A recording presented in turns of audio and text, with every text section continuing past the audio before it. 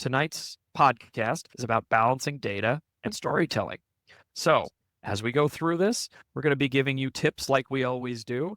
We're going to give you some talking points about how you balance out the ability to tell the story and how to use the data effectively. So on tonight's episode, we're going to be providing 5 key considerations that will help you strike a balance that keeps your audience engaged without making it too simple, but still pulling in your message and making sure that your data and all of the hard work you've done comes through.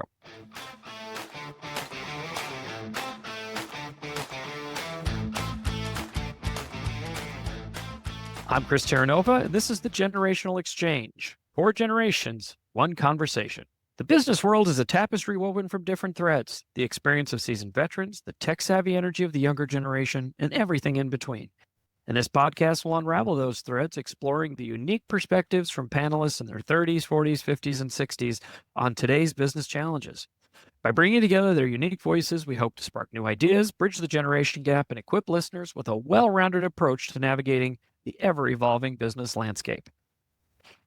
Gentlemen, episode 15 already. Holy cow, how is that possible, right? Wow. It is time is flying by. What's that? It comes after 14. It usually does. Yes, thank you. Thank you for that lesson. So as always, we have our panel. Let me do a brief introduction. I will start with my screen. Representing someone in their 40s, Jeremy Davidson. Looking spiffy tonight, Jeremy. Well, hello, good sir. Oh, clean it up nicely, my friend. And representing someone in their 60s is our friend and colleague, Mark Russell. Good evening, sir. Good evening. I'd like to be in my 30s again, but we wouldn't have Zoom back then. So I'm glad we are where we are today. Could you imagine us tapping on a podcast on those stone tablets? It would take forever. Maybe not the stone tablet, but the 3890 IBM mainframes. There you go. It would take like 50 floppy disks to record it. And then as someone in their 30s, represented tonight, as always, is our friend Red Suchu. Good evening, sir. Good evening. I feel wildly underdressed compared to Jeremy. So I know it's a feast for the eyes. If you're not watching our podcast on YouTube, you got to check this out. I mean, it's just something else. I'm trying to make a positive impression, back on the job market. There you go. You're looking good, man. I'd hire you. I'd hire you for like a beard salesman, just that alone. Maybe I'm marking up the wrong channel. I know. We got to start an Instagram channel where you use some product and get sponsored. And I'm Chris Terranova, as always, representing someone in their 50s, at least for the next few years. Tonight's topic is an interesting one. It's the age-old story of which came first, the chicken or the egg. Well, with some proven hacks in balancing your data and figuring out how to support your data, the goal is to use data to enhance your story, not to let the data overshadow it. So if you haven't figured it out, tonight's podcast is about balancing data and storytelling. So as we go through this, we're going to be giving you tips like we always do. We're going to give you some talking points about how you balance out the ability to tell the story and how to use the data effectively. So on tonight's episode, we're going to be providing 5 key considerations that will help you strike a balance that keeps your audience engaged without making it too simple, but still pulling in your message and making sure that your data and all of the hard work you've done comes through. So diving into that, does anybody have any thoughts or anything before we get started, or should we jump right in? One of the coolest early career stories I ever heard about data. I was 21 years old, and I was working with an assistant superintendent for accountability in a school district.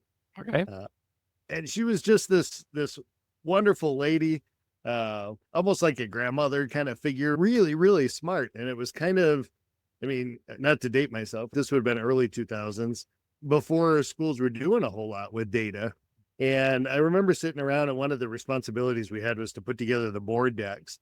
And we were working after hours one day, and we were putting together the slides and the supporting data, and we just couldn't get the story quite right. And I was banging my head against the wall. How, do we need to manipulate this? How do we show this better? And she looked at me and she said, you got to remember, Jeremy, the data can tell any story you want. So what story are we trying to tell? Mm. And that kind of stuck with me because it is kind of true, right? And I think it's a look for folks in leadership positions too, because if you're not paying attention, the people giving you data can be telling whatever story they want to be able to tell. And it's not necessarily wrong. If you Right. drill down into the data, it may not be an inaccurate story, but it may not be the whole story.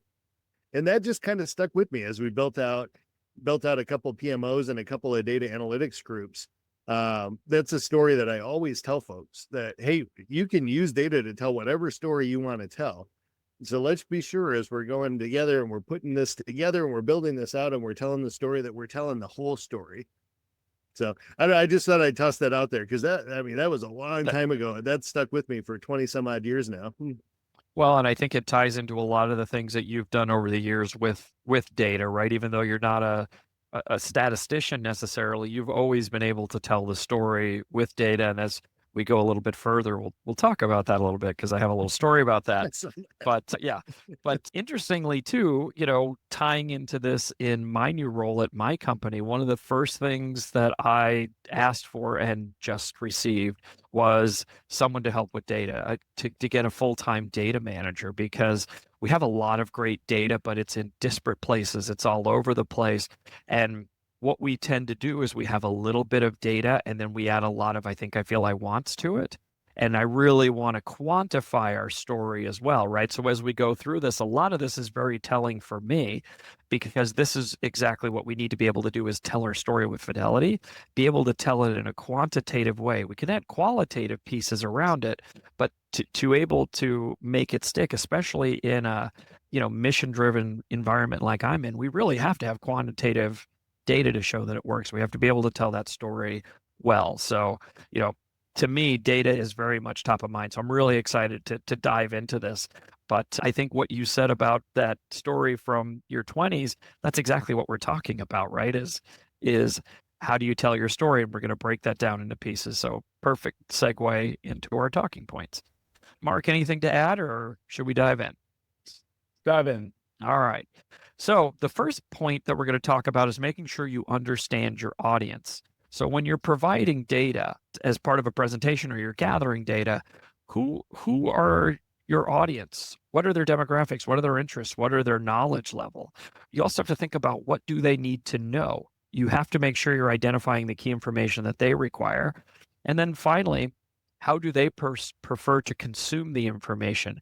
Is it visual? Is it text? Is it audio? Is it a combination of all of those things, right? Knowing those pieces and understanding your audience goes right back to the thing that Jeremy said is, are you telling the right story? And then does your audience understand it? One of the things that I'm doing, and I'll kick this off, right, is we have, like I said, we have a ton of data, but my team is having to dig down and trying to find the goodness, right? They're trying to find the thing. And what I want them to do is I want them to be able to interpret it, not build it, right? So for my audience, I'm asking my team, I said, I want them to focus on the why and the what. I want them to know what they want and why do they want it. But don't worry so much about the how, right? That will go into that visualization. And we've had a conversation about that is what should that dashboard look like? And we've actually settled on a red, yellow, green dashboard because we're looking for things that are outside of the norm. So if you've got people who are doing really well, they should pop up green. And people who aren't getting done or there's gaps, they should be red. And then yellow is kind of everything that we should be taking a look at. So for us, it's building a dashboard that's color coded so you can easily identify because we have hundreds of employees with lots and lots of data points. And I want the team to be able to act on it rather than trying to build it. So that's my contribution to that. Jeremy, I'll start with you. What are your thoughts on that? Oh, sure. I think it's 100% right. Who's it for? And generally we kind of run across one of two audiences as we've been putting those together. And as I kind of alluded to earlier, my last couple of roles, we've spun up data analytics groups because data is so important. Understanding your stakeholder became a critical component of that. In fact, at Amplify, when we built out that group, a major set of players were the business analysts that were assigned to each department to understand their needs and funnel them up. So couldn't overemphasize that point enough, right? Who's the data for? What are they going to do with it? How are they going to use it? How do they want to consume it? I think those are all really good questions to be asking. I tend to look at it one of two ways. What kind of data do I need to provide to my leadership team? Generally the exec team. How do they consume that data? How frequently does it need to be updated? And what type of data do I need to put together for my folks, right? Managers or individual contributors in the department. And generally that focuses more on the tactical day-to-day, right? How are they going to be more efficient with their jobs? Can we help them be more efficient? And that was something Rhett and I spent a good deal of time on with dashboard development and kind of business process improvement of how do we make data more easily consumable. First thing in the morning, you got your cup of joe and you're looking to try to figure out where you're going to pinpoint your activities on. How do we make that more relevant to somebody that's coming in the morning and they're trying to set a direction for their day? And we spent an awful lot of time on that. And I'll leave that to Rhett to talk about because he was a major player in that initiative. At the strategic level, I think something you can do with data is almost funnel up your metrics the same way you might design your OKRs or your KPIs within your company. Generally, the company sets the top level business objective, and that funnels down, right? COO sets the overarching operations. Then you might get into the customer experience. So CS and implementation and support, they may set objectives within their departments that funnel up to the COO level, which funnels up. And I tend to look at data at the executive level the same way, right? What we're consuming at the tactical day to day to make sure operations are running smoothly probably isn't what they're looking to see, right? They're looking to see are there data points that allow us to proactively identify how the business itself is doing? And generally that revolves around revenue, right? New customers, new customer experiences, ARR, NRR. I mean, a whole bunch of different measures that you can plug in there depending on what your organizational objectives are. But I think it's important to kind of take a step back and say, what's really important for this team, this department, this part of the organization, may need to funnel up to a top level for it to be important to the executive team. So. No, it's a good point. And I think to that, and then Rhett, I'll let you jump in, is I think what you're saying is also a lot of times that data can be the same data. It's just how you tell the story. So it kind of pyramids up. So you don't always have to recreate the data. It's just at what level do you need to show and how does it roll up? But a lot of times that foundation is the same data. It's just remanipulated to match the audience's needs. Rhett, go ahead. I know you go ahead, Jeremy. I'm sorry. Oh, I was gonna give kudos to your new data analyst if he's watching, Mr. Harris. Congratulations! And that's right. But it takes me back because one of the major wins that he had for us as a department as a whole was the development of that talk desk export, right? Which is no small feat for anybody out there that's ever used TalkDesk. Although if TalkDesk is listening, we'd love to share some feedback with you. That kind of took us in a different direction, and you in the leadership role, right? I mean, when you were working with the team, you were down nitty gritty into this probably 200 plus odd column spreadsheet every single morning. But I can't imagine you trying to give that to the COO or the president at the time, right? Like none of that would have made any sense to them. Right. No, it's right. But you have to take that data and roll it upwards in a way that is relevant. But I think to your point too, sometimes you have to make sure you understand it so you can understand what they want to know. So I think that's really important as well. Go ahead. What's your thoughts on that? Yeah. I'll speak first. If you have a Chris type individual in your company who's able to look through a list of 200 and quickly identify the one that's off, and then bring it up to you so that you have to talk to your one individual contributor on a team of 50 or so, right? It's going to be a fun year. Just be prepared for it. Certain things are going to come up. What you're talking about. How dare you? Exactly. But Jeremy, to your point, you were exactly right. When we were building out those dashboards, it was what best served the individual that we were preparing it for. So were we creating it for an IPM? All right. Well, an IPM needs specific details about specific cases, because they need to be able to quickly identify their next steps and what they need to do, things like that. All right, go to the lead level. The lead level needs to be able to look at the 10 people in their region and identify the cases that are the most outstanding. Hey, this case, we've been trying to solve it for 15 days. It's not being resolved. I got to escalate it. And then at the manager level, it's what percentage are we starting to be at, right? What's our close times for cases from being open to being completed, delivery done, so that they can talk to their regional sales director about, hey, good news, we're keeping within our 14-day SLA for providing the materials. Let me know if you're hearing anything different. As it continues to go and go and go to where it gets to a Chris level or whatever level it is, where it's essentially, are we green? Are we yellow? Are we red? And then at that point, it cascades from, well, what does green, yellow, red mean to him? Well, he's looking at the company goals, right? He's looking at all of the regions being combined into a conglomerate. But all of that took a lot of thought and everything, right? Because it allowed us to operate more efficiently when you had dashboards that worked for people. So it was important at every level. I'd say my other point on here for understanding your audience is that it's very important to understand your audience and how you're going to present the data, because that may be what allows you to win over or have someone be on your side for when you need to make a proposal, right? In my example there, I mentioned sales, right? Well, depending on how you present data to sales, you may be able to allow yourself to be able to get an extra head count or an extra two, hey, Barbara, I know that we've recently struggled with being able to meet your SLA of being able to get this done in 21 days. Well, I can get it down to 14, but here are the data points that are holding me back. I only have 5 IPMs in my region. I have 600 cases. I got to get another resource. I've been pulling for it, but if you can whisper in the ears of some people in your department too, get it up the chain, that'll help us get it resolved, right? Presenting why it's important to them and thinking about that rather than just why it's important to you type of thing. So, yeah. Mark? Just concurring with the earlier comments from Rhett and Jeremy and yourself, Chris, and one earlier point you made, first and foremost, the data has to be consistent. It has to be consistent across the board to all the different stakeholders, because you'll lose great credibility if all of a sudden the CFO heard one set of numbers, the COO heard another set. And to that point, then you have to also try and understand the 5 different stakeholders. You've got the executives, you've got the technology, you've got the finance, you've got the operations, and then every good project's always going to have a good internal coach. And that internal coach is also going to then be able to say, well, based on past experiences, here's what each of these different influences and groups are looking for. Don't make an assumption that the CFO only wants to see numbers.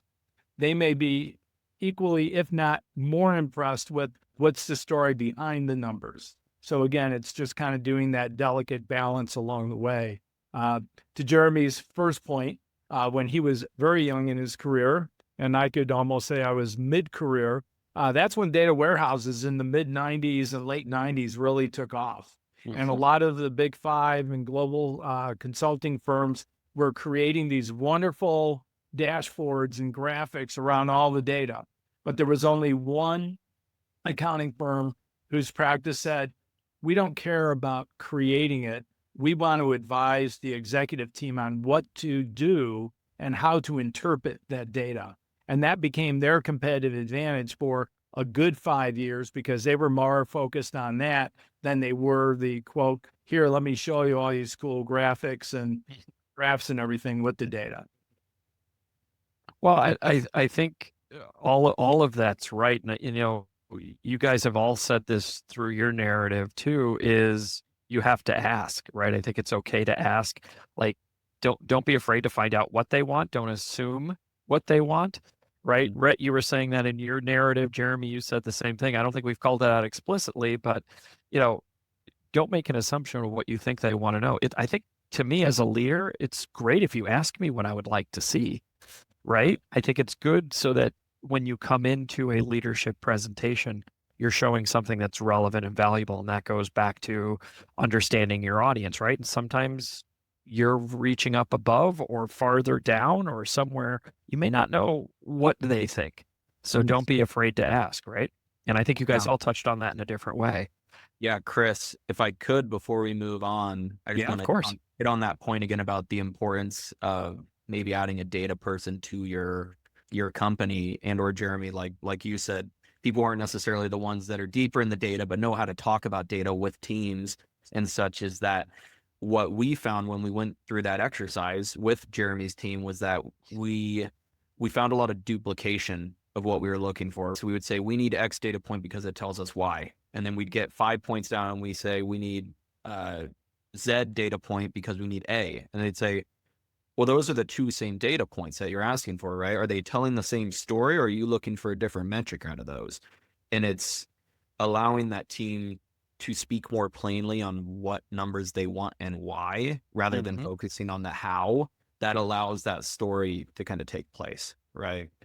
100%. And if you focus on the what and the why, you may be surprised at what you can uncover too, or what isn't relevant when you actually get the data in a consistent way. It may not be the data point you thought. But no, I think that's right. I think it's also interesting, Jeremy, you said at the beginning when you sit down with your morning cup of Joe and look at your dashboard. I think I said that 3 times today, literally that statement. So I think, I don't know if you taught me that or we've just been saying it to each other for 15 years, but I literally said that to my team. Like when you have your cup of coffee in the morning, I want you to be able to look at your dashboard, right? But every morning you're looking at it with your cup of coffee. I didn't realize how apt that was. Now that you've actually hired Joe, you can really put a double twist on that. Literally, right? It's funny. I didn't think of that. That's great. All right, let's move on to our second point, because I think it ties into what we're talking about, is making sure you define your story, right? You have to know, how do you articulate your main message? What is your core idea? If you think of it like a story, right? What is the plot? You have to develop a narrative that has a beginning, a middle, and an end. You have to think about who the characters are, identify the players and the elements in your story. Rhett, talk about that. How did you do that, or how does that resonate with you?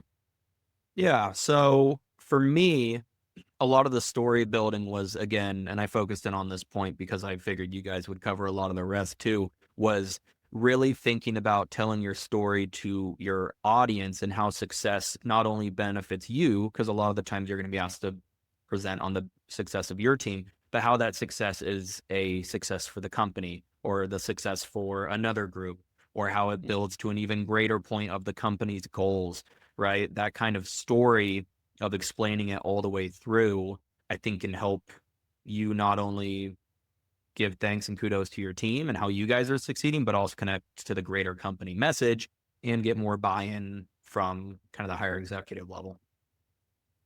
No, I think that's right. I think finding that through line is really important. That's kind of that narrative, right? Mark, what do you want to add to that? I think just have your short and succinct examples, because that will most likely cover then a lot of the major talking points. And from that, to Rhett's point, just make sure you're starting out with the greatest impact should always be towards your client. And then it just steps back by saying, if we're able to achieve this for our clients, it will allow us to do A, B, and C internally. And it's almost like, don't start with yourself first, but start with ultimately the client at the end. Now, in an operations area, you still tie it to financial predictability and profitability. So again, it's always catching that high level goal first and then being able to drill down, because someone may get it right away and say, okay, on to the next point. So you don't want to belabor something that you've already won on. Yes. I've had someone say to me before, know when you've won. Like, Exactly. You got what you wanted, stop talking. Jeremy, anything to add to this one? Oh, I put a note on this one that just said start with the why. The how and the what will follow. And generally, companies know what the how and the what are, right? Like how to pull data, what types of data to pull. Maybe they don't. Maybe it's an early enough startup, or you're kind of a native, or what would they call it? I apologize. I'm a little bit distracted. Apparently, we've got a massive storm going on. If you saw me looking out my window, like it's actually shaking back and forth and booming. You're doing a great job. Sorry, I lost my safety first. I know I lost my train of thought trying to figure out what the heck is going on. But no, I think if you understand the why, what's your purpose behind it? And I'll take this back to Amber, phenomenal head of PMO, project manager. You guys all know Amber. We love Amber. She and I got together about 1.5 years ago, and we sat down and said, okay, we're going to put together a plan for a data analytics group. And we had done, actually, I think she was a little bit She was my first hire at Amplify once we had put together the why for why we needed that. But we went through that exercise again a couple years later at a different company, and we put together the why first. Why do we need this? Why do we need it as a company? Much smaller company, 100 and some odd people, and the underlying reasons for it in that case was really revenue.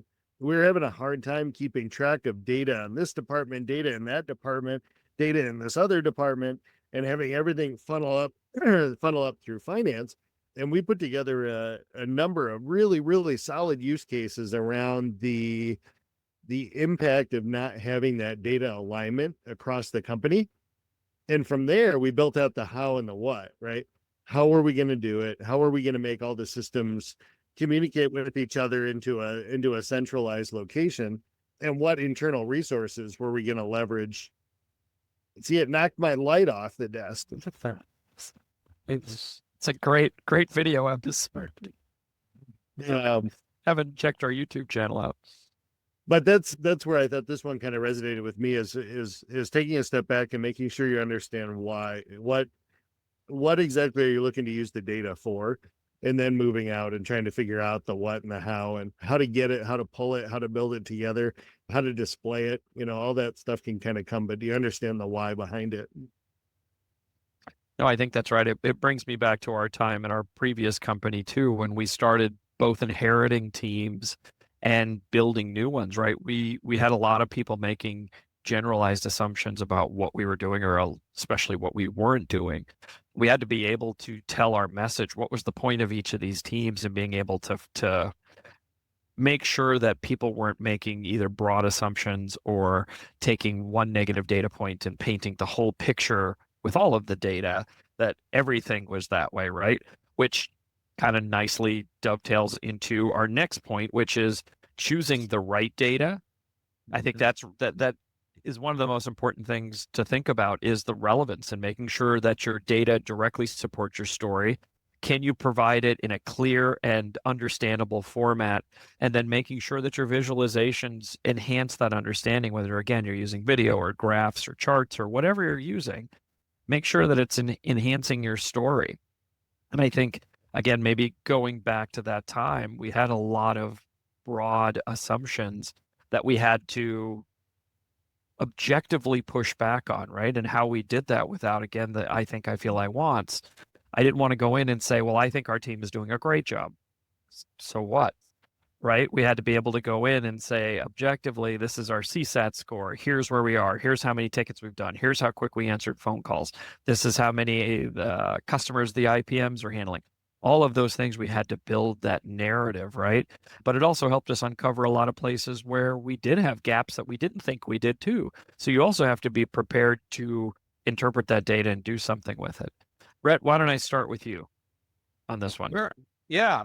I had a point here, which I think is interesting, as far as when you're choosing data, be conscious also of, one, what you consider kind of maybe a good number or a bad number. And then along that, which ties back to some of the previous points, but identifying a bad number doesn't necessarily mean that you can't tell a positive story around it, right? Hey, Point. We were able to find the chink in the armor. Now we can really get down and solve this problem. Okay. Bad number, you can present it as bad and it can go over even worse for you. Or, right, you think about the storytelling of this and you say, we were able to identify something that's really key to how we improve this process. And then with that was, when you're choosing your data points, I like to choose data points that allow me to build kind of next steps into it, right? So I like to be able to choose data points that, if I see the numbers go up, I have something in mind for how I want to fix it or balance it, or what that tells me, right? If the numbers are going down, what does that tell me? What story do I build out of that? More of a proactive way of, yes, you're collecting data, but you should also be trying to collect, predict, advise, really know your data, and kind of be ready to build your story out of it itself. But all sinks back to choosing the data, the right data, and what you want. No, you're 100% right. And we've talked about this as a group for years, is when we talk about data. And again, I'm trotting out one of my old criticisms at my new company, is the so what, now what. Jeremy, you mentioned this at the very beginning, or maybe Mark, you did, about you can get all kinds of data, but it doesn't have any relevance. Does it matter? Are you telling the story? So when we look at these data points, I always say, look at the data and say, so what? 84. So what? What is the point of that data point? Tell us what the value of that is. And then you hit it right on the head. Then now what? What do you do with it? Whether it's a positive number or a less than positive number, what are you doing with it? What's the now what? What's the purpose of you showing that number, right? And how you're actioning on it. So I think you hit it right on the head. I think looking at it through those lenses is really important. Mark, speak to that about data. Well, I think part of it just comes back to a story where Alan Mullaney, who was the former CEO of Ford Motor Company, in his very early days, they used that red, yellow, green stoplight, for all the projects. And he said it took them a good month and a half before someone finally had enough guts to say, well, the data is supporting me to put this at red. And he almost applauded the person there in person. He joked that the person actually told him, well, one guy said, well, it was nice knowing you because you're going to put something red up to the CEO. But he wanted that information because he said then we could collaborate on how we could best solve the problem. So if you're trying to use data to hide some things, you're not solving really anything. And if anything, bad data will only, or I shouldn't say bad data, but less than good data visually will then only help you with your hypothesis or what your position is. So, well, I think that goes back to being objective. Quantifying data helps you be objective. And if you do the data, it isn't necessarily a black and white thing. You said it may be a negative number, but there's a positive action, right? And again, that you have to be a little bit brave sometimes when you're showing data, because the data may not necessarily be favorable, but you have to be brave and present it, because otherwise you are burying it and you're not actioning. And, putting your head in the sand like an ostrich is not going to fix the problem. Jeremy, what are your thoughts on that? Oh, I love that. Hopefully you've got a culture that supports that wherever you're at, because we shouldn't be scared about what the data tells us. If the data is not favorable, it tells us where there's an opportunity for things to improve. But I don't think I have enough fingers to count the number of places I worked on that if there was bad data, nobody wanted to see it. So maybe that's a different cultural leadership conversation to talk about versus the data one. But I'll second that notion that I think really, really good leaders and individual contributors and folks that are really pulling in the right direction, they're not scared of bad data because it's just showing an opportunity for improvement. No, for sure. And I think it goes back to the episode we recorded last week when we talked about psychological safety and employee engagement, right? Sure. You have to be able to have a space where you can do challenger safety, where you can challenge safely. You always have to be respectful and deferential and know your audience, but you have to have that space to do that. And to your point, Jeremy, you have to have a culture that allows that. And if you're not in a place like that, then maybe that's not the right place, but that's a different podcast. I'll also toss out under this one. I think this is a great area for individual contributors to shine a little bit. You're using the data on a day-to-day basis or not. And if there's data points that really could benefit and make your job better, this is an area for you to raise your hand and say, hey, if we're not currently collecting it, can we? Should we? This is how we could leverage this data. And it's possible you're raising something up that the higher ups haven't seen yet. Like, oh gosh, I didn't know we could get that data point. What are your thoughts, Red, on how we might collect that? Where would we put it? How could we leverage that? Right? Like that, it's a really good opportunity for folks that are really in the day-to-day tactical. They're seeing everything that's available. And I guarantee you, there's at least 10% of what they're seeing that isn't available. It isn't collected. And that might be a really neat way for somebody to raise their hand and say, look, I've got a way I can provide some value back to this company. What if we did this? Right. Yeah. Well, Jeremy, it's funny because I think that was one of the initial ways that I proved myself to you was we were having that issue around resourcing. And it was, how do we show that we're overwhelmed? Like we haven't necessarily properly done this before. And I'm like, well, if you can give me how many hours everyone has been clocking for the last 12 months, I can look at how many cases they had at X point.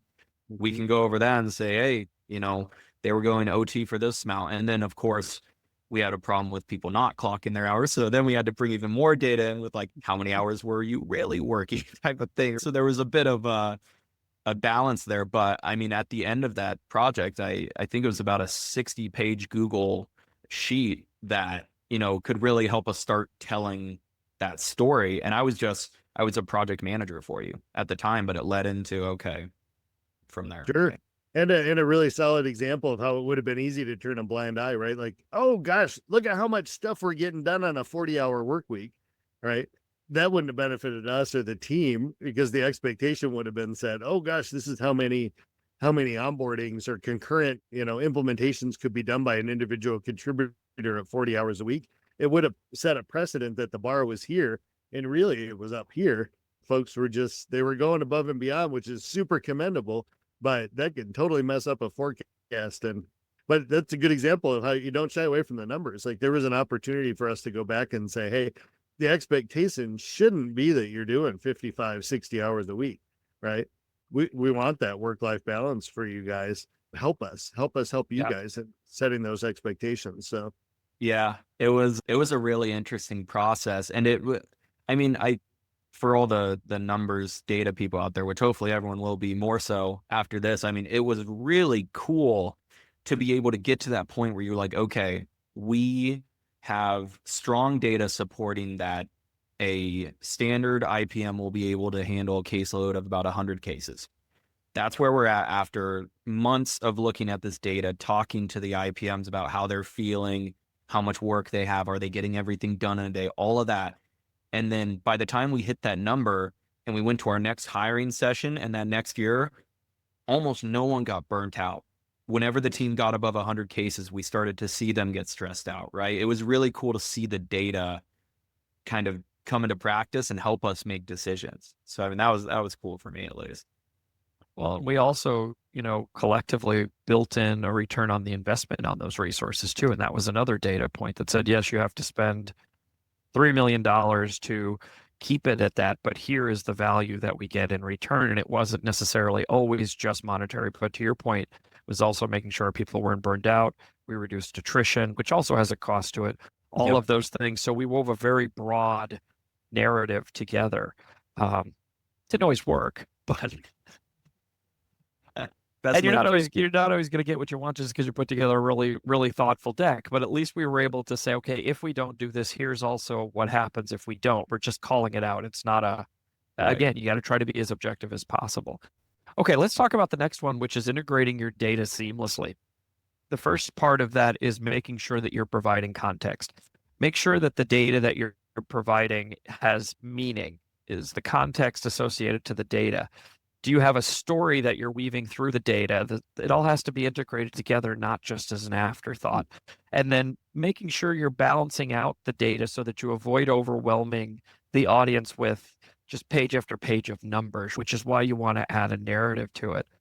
Two things I'm going to touch on with this. When I was starting to present, when our team got really, really big, we always used to hear about all of the sales that the sales team was doing.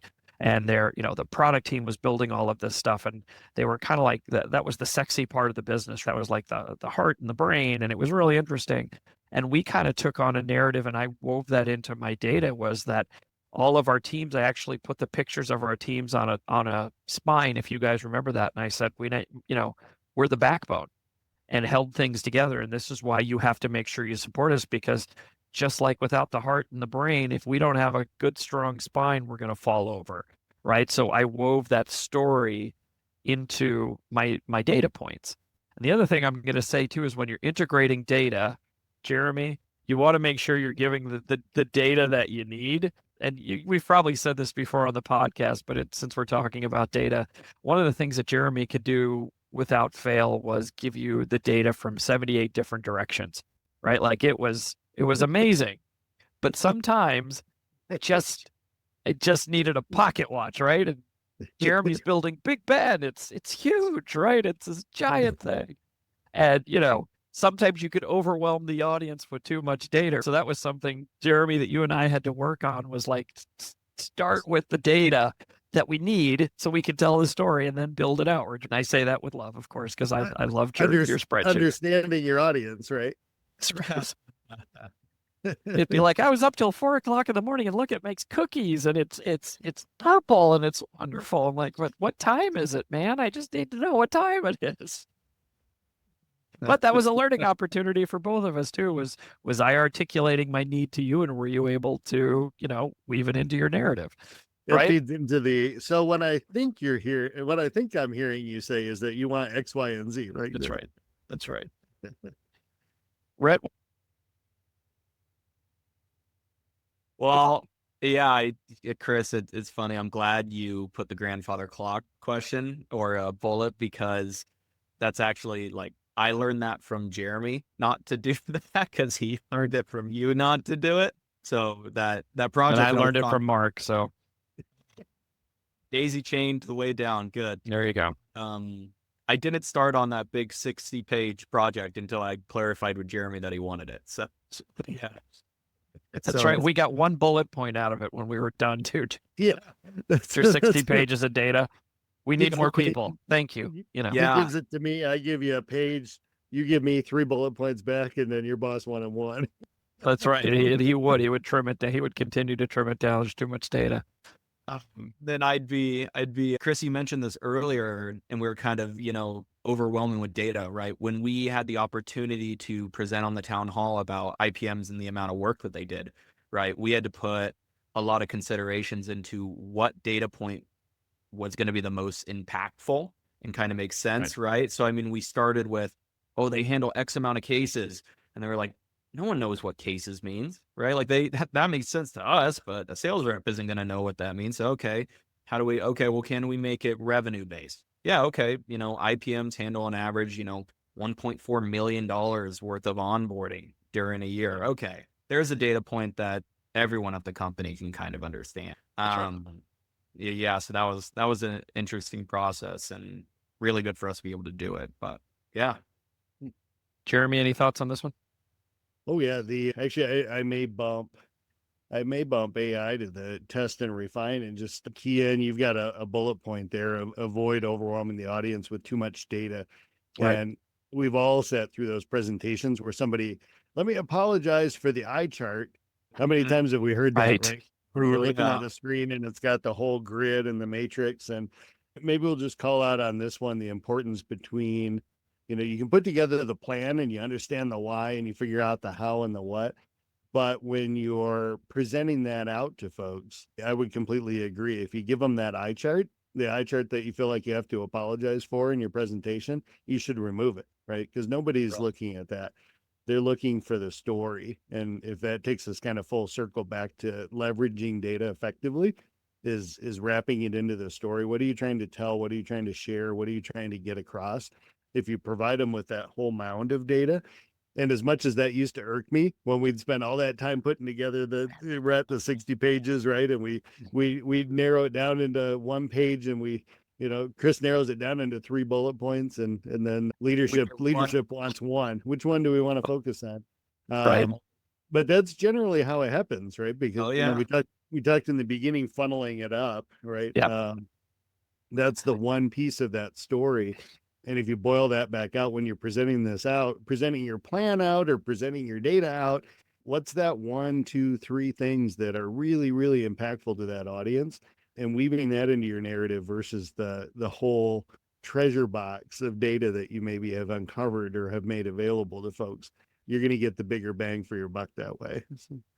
For sure. And I think, also when you're talking about the narrative, weaving in a little bit of humanity into it, a little bit of qualitative into your quantitative, so it isn't just an eye chart, because you're telling a story. You're either trying to sell something, whether it's like literally selling something, or you're trying to get something. You're selling the fact that you need more employees, you need to increase your staff, whatever it is.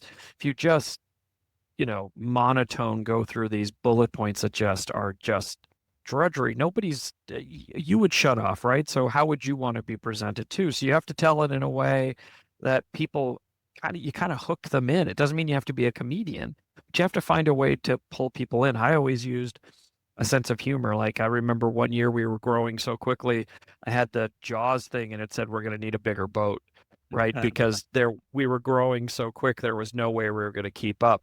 But that little picture set the narrative for the data that I was showing is that, when we talked about the 100 cases per employee and things like that, we're short 40 people. We're going to need a bigger boat. So I kept tying it back to that narrative. And in the end, we got what we wanted. And that's the point. Not to show 60 pages of data, it's to get what we need. So to the last point then, to make sure that you're getting what you need to make sure you're testing and refining your data. Gather input from your target audience. We talked about this earlier at the beginning of the discussion, is ask questions. Is this what you need? Is this getting along?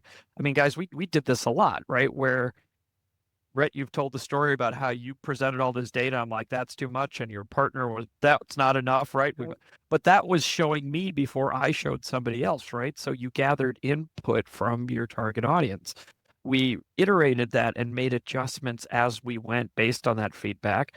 And we kept looking at the clarity to ensure the message was clear and compelling. Like what we were talking about just a second ago, is the goal is to get more employees, not to show that you have 60 pages of data, right? A lot of times people don't care how you made the sausage. They just want the sausage, right? So it's just knowing that as well. But Jeremy, you mentioned AI as a way to kind of test and refine a little bit. You want to talk about that a little bit more, or touch on anything that I mentioned? Sure. Yeah. Well, I would echo that. Preview with folks that you trust. Don't wait until delivery. Make sure you're not building that grandfather clock when they just want the pocket watch. That's critical. Maybe or vice versa. Maybe I can elbow nudge Rhett to tell the story about our two overachievers that went out and put together this phenomenal presentation for for 3 levels above. And then, we had to go back and say, hey, but you didn't understand the full picture when you built that. But yeah, no, I did want to toss AI in because I think AI is going to be a game changer for data. It already has been to some extent, right? The way I describe AI at this point is, up until now, it's allowed folks to augment what they're spending their time on, and it makes them more effective, more productive. It's easier to look at data, it consolidates and it pushes it out in front of you. I think in the next 5 years, we'll start seeing a shift from it makes my job easier to, in theory, it does aspects of my job, right? We're already seeing that on the tier 1 support side, where support teams are starting to consider, should I outsource my tier 1 support like we've been doing, or could we have an AI solution that actually consumes that job function? I don't think that's a bad thing. I think that scares a lot of people. Oh my gosh, AI is going to consume my job function. I think that can be spun in a lot of cases to no, it's going to consume the labor intensive, repetitive portions of your job and allow you to refocus on, I always tell that story. I don't necessarily want my CSMs or my onboarding implementation folks spending hours a week producing data. I want them spending hours a week analyzing data, coming up with the story to tell those customers, right? What's the ROI? What's the value they're getting back? I don't necessarily want them taking the time producing that. And I think that's where an AI function can jump in and support. But one of the initial forays we were seeing, I met with a couple of CEOs this past week on AI functions and support for EdTech, believe it or not. And one of the things that I'm seeing is that it can fully QA. So on one hand, you've got companies that are pushing even historical, established companies like TalkDesk, Zendesk, they're starting to produce, AI features that would consume like a tier 1 support function and actually be an agent.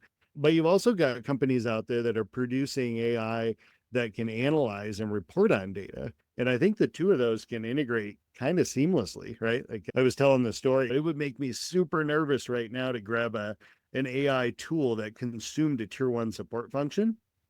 But what if I could overlay that with another tool that also analyzed quality, right? Customer sentiment, quality. Maybe it's even able to derive product feedback or, customer sentiment scores or NPS scores or referenceability. Maybe there's other things that you can pull from it. But if I could show, because I've got a QA, it's testing that data, it's producing those results, it sits on top of the new tool and tells me, hey, is this functioning? Is this providing a better customer experience, a same or a worse? So I don't know. That really resonated with me, especially test, refine, looking at the data. overall, I think if we can come up with solutions that doesn't necessarily provide with manual data entry, because that's where we start to see issues with data integrity, right? That always worry us.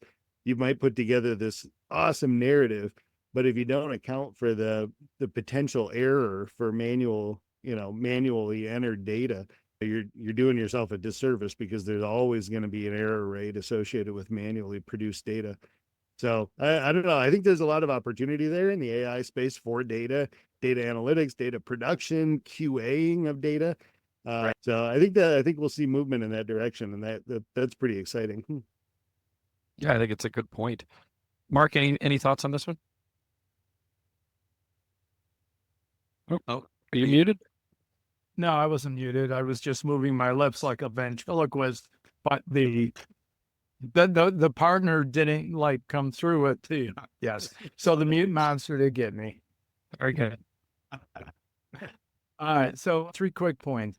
Number 1 is, if you're able to present in front of a whole group, that's great, because then you're getting everything. But if you have to present individually to different stakeholders, make sure you're learning what you did with stakeholder A and apply it to B, and then B to C. So keep on refining that message, as we talked about. Right. Secondly, I think always remember too that everyone's going to have different interpretations. So there's a children's book called If You Give a Mouse a Cookie. And if you give them a cookie, then the mouse is going to want a glass of milk. And then the mouse is going to need a mop to, clean up the mess of the milk that's filled, and a broom to clean up the crumbs. So just keep in mind that as you present to different people, they're going to ask for a slightly different variation of that data. And on one hand, that could be frustrating, but at the same time, it is incumbent on you to also then challenge back a little before you just start reacting. Okay, I know you're looking for this. Am I understanding that? Yes. What do you think you're going to gain from that? And then engage in that dialogue, because again, that will help you with either I'm building Big Ben or I just need a quick stopwatch. Right. Yeah, or something in between, depending on the audience too. Correct. Brett, any thoughts on this one? Yeah, you guys have all mentioned so many stories that involve me. I feel like we'd be doing a disservice to not address it a little bit. Yes, me and a colleague that were both very competitive and wanted to impress Chris and everything, both gave him presentations that we vetted by Jeremy and had good input back on that they were good. And we got done with them. And I met with this Tom, he won't care. Met with Tom, like, hey, what did Chris think of your presentation? He's like, he said it was too simple. He said mine was too complicated. It's like, well, which one is it? I don't know. It was both, because you were both presenting different things, and yours was too complicated in the wrong place. This was too simplistic in the wrong place.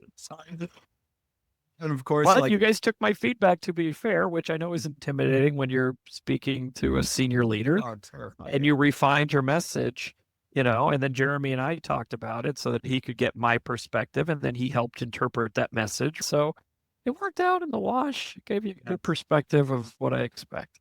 Yeah. And then to the second point, which kind of relates back to know your audience type of thing, but we had some entry level people who were on our teams who may or may not have known Chris's son. And so may or may not have been living with him at the time. That's roommates. There's a lot of allegedly in this story. But anyways, we of course, there are always departments that are working out how to make things better. And we had one department in particular where we would get overwhelmed, and then they would get overwhelmed, and then we'd both be overwhelmed. And these two individuals thought that they had the solution to fix all of this problem, especially the other team's problem, which they apparently fully understood. And so they went and presented to Chris directly on this great solution without talking to, which, by the way, if we're talking about levels of management here, they had a lead who had me as a manager, who had Jeremy as a director, who had Chris as a boss. It's about 5 levels here of I have the solution. And oh my goodness. Anyways, luckily it didn't get any further than Chris. And thank goodness no one on that team heard that they had the solution, because there were hundreds of hours put into solving this problem, probably thousands, really. But anyways, I appreciated the gumption of coming to me and bringing me a solution. It wasn't the right solution, but I did appreciate the right. gumption, right? To all of the other podcast episodes that we did, and Chris and Jeremy and all both directed well here. You know, when I first heard it, I mean, I was about to be like, I was like, I barely whisper to Chris, guys. And you go and you give a stop. a full 1 hour presentation to him about how we're going to fix it. Anyways. So, but luckily, you know, I had Jeremy and Chris, and they were both like, let's not kill the enthusiasm. We like that they're, you know, go-getters and stuff. And I'm like, oh my God. Jeremy had to come to that conclusion. It took a little while to get to let's not kill. I think he was like, let's kill them. And I'm like, no, let's sit it for the enthusiasm. They're, you know, it's exciting. I was like, no, an arm will be fine. Or an arm and a leg, we shouldn't kill. So it was our last episode was employee engagement. We want to, we don't want to dampen that. Yeah, go ahead, Chris. No, I was just going to say, just when we talk about all of these things, I mean, we're 15 episodes deep and we just find all these connectors about all of these topics that we talk about. We've touched on at some point working together. I just find it really interesting. Yeah, I'd say one of my other points on here, as far as testing and refining and ensuring the message is clear and compelling, is if the audience hasn't already realized, this is not like it works perfectly all the time. It's a very smooth process. It's written out, and no one ever kind of argues or thinks you have the wrong data, or thinks that your data is accusing them of something. Like, you're mixing numbers with people and jobs and other things. And so these are always very delicate conversations that you want to be thoughtful about. And again, when maybe if you have a big number that you think is going to be impactful, just consider the audience that you're presenting it to. If there's other party members in that presentation that might think that you're targeting them. I mean, Chris, you probably know at the level that you were at, the amount of misconstrued kind of finger pointing that can happen if you're not being clear with what story you're maybe trying to tell. I'd be interested if you could talk more to that, as far as, okay, we got it to one bullet point. That one bullet point doesn't cover the other three that we said sales was not the fault of this. This was not that. It just says sales are down or something. Right. Yeah, it is taking into account the political nature of business that you have to be. And again, to me, your story and your data have to be objective. And we talked about it earlier that I don't think data is necessarily good or bad. It just is. And the numbers aren't always favorable, but if you have an action plan to go with them and try to keep it as objective as possible, you can control the controllables. You can't control how other people react, but if you've got the data behind you, and to your point, right? If you've got one bullet point, but you can accordion down all of the things underneath it so you can speak to it and have it ready, right? You can bolster that, or you have backup data slides. If someone challenges, you can pull that up and continue to be objective because you know your data. You may have 60 pages worth of data, but you also have to know it so that you can speak to it. You can speak to those underlying things. I mean, all four of us have had to do that in our careers and had to, withstand some withering challenges. But if you can remain objective and keep all of that data at hand, the data is the quantitative piece, right? The story around it gives it the qualitative piece and gives it depth and humanity. And that's where, again, you want your audience to engage with you, whether it's one person, as Mark said, or hundreds of people. You want them to engage, and finding your way through that can be a balancing act, and you're not always going to get it right, but you continue to learn and refine, doing all the things that we've talked about. It gets, I feel like, probably in the last 7 or 8 years, I've really gotten much better at data. And that's a credit a lot to you guys, because I was one of those what and why guys, right? I knew what I wanted. You guys would help me figure out why I wanted it sometimes, and then we would figure out the how together. And I think that's something that, again, is in this new role, that was like one of the first things I was pounding the table on, is we have to have someone that can help us with data. We cannot do this by gut. We can't drive by feel, right? So I think all of that ties together. Go ahead, Jeremy. I know we're wrapping up here, but I had a quick light bulb moment, and I want to. That wasn't the storm? No. Just check. Yeah. For those of you that were watching the podcast, you might notice a slight interruption. We finally got to episode 15 where we couldn't do a complete run all the way through. Wanted to make sure Jeremy didn't blow away in a storm. But Go ahead, I'm sorry. We started this conversation with understanding your audience. And I want to tease back to Mark's Clifton Strengths, the Strengths Finders assessments. Mark and I spent some time earlier this week on this, but we take it back to even the job search where we talked about pulling data even on the individual level to keep record of those accomplishments and how you're doing. But when it comes down to understanding people's motivation around data, how they might use or consume data, how they might interpret data, Mark, I'll turn it over to you real quick. I think there'd be some value there in that strengths assessment. And it was top of mind because we were looking at it earlier. Well, I guess it was last week, but it reminded me of all the different valuable pieces of information there, right? Particularly around motivation, what motivates people in different areas. You talk a little bit about that because that's data as well, right? Absolutely. 33 million people have taken that assessment. And so I think the analytics are pretty good based on what you do best and how you answer questions and what you do intuitively and naturally. And when you can accept that type of information, it really becomes the foundation of how you're going to get things done. It's not going to say, hey, now you can be an expert in pivot tables in Excel or different skills that you can acquire. But literally, how am I going to use my strengths to get things done and tackle these particular problems? Just because I have analytical number 10 on my list doesn't mean that I am, quote, a data scientist by no means. But I do like to balance that data with the story and the operational effectiveness that I'm trying to accomplish when executing a strategic business plan. So I think all these elements really do come together. And again, even from your own perspective, okay, how can I leverage what I do and how I can best do it and use that as a position to start the conversations and then still have that adaptability, still listen to what people are saying and then say, okay, if I need to adjust A and B, now what is it of my strengths that I can do to really accomplish that goal? So plus it gives you a better understanding of who's your audience. You'll get a better indication of what people are looking for and everything when you better understand what they're able to do. So it's a great blending, but thanks for bringing that in, Jeremy. Yeah. And if you would like to do your own strengths assessment, you can go to partnerwithbrg.com and work with Mark. Mark does this for a living. Yes, he does. He's very good at it, by the way, the best.